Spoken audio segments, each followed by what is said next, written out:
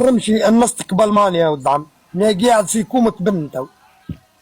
الكوبة بن هذاك ضارب هو. روحي نحب نحرق وانت زي تسدد في برا اخويا بعد. تحرق لألمانيا تتعب. يعني تراسيك تبحث تعب عن يعني تو تونس. مش نتعب. مش حارقك باش نعمل عمره نيز. والله. والله عمر ما عادش باش نعرف صغير تو مش نحرق. انت والله برا تحرق ربي تجيب يجيبك. تجيب لنا ألماني والله يرحم وهذا. بيك كان جيت من المانيا جيب لنا كفن ونعش براس امك.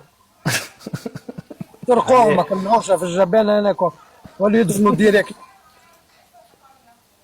ما عادش خالتين على بلاصة. الجبانه تعبط برا مشي يشوف قبر في المانيا تصرف من تو. اسمع لهنا بيسيرون كيفاش قبر يحرقوك ويخليوك في صندوق هكا صغير. يحرقوك. يحرقوك غايب. ويخليوك في الرماد هذاك يخلي هكا صندوق.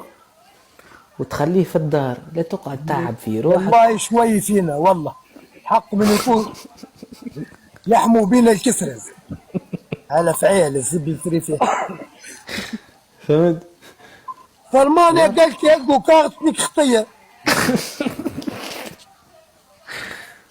ليه صاحبي انا عندي 3 ايام في المانيا اللي ريته في 3 ايام ما عادش جراه في حياتي جمله. هي تروح تري ساشيات بعرور نعجة بيشمة يخرج يضرب بالحجر لا يبقى غادي ما تروحش.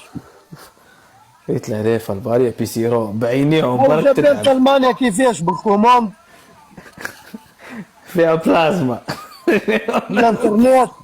قال كلميت يدفنوه بالانترنت اكسيدون ضرب مليون. كانوا يروحوا يدفنوه لبرا في جبان اخرى بتاع سيدي عارف. صحيت ينقلوه بالانترنت. يعني انت مش يحرقوك يردوك قدك.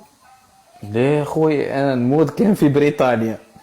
ريت امريكيه مش تشعل. خذيت بريكيه وباكل دخان في 40 30 بر الله يرحم وقتها جد فينا اخوي. قريب. والله اخوي والله كان كانت ناس طيبه والله اسم الله غالب. كان جلوك هوني فهمت. عنا واحد مش هو القروير بايونيم تاع جامعه وطلع سرق زربيه من الجامعه وسط ما تقول لحد.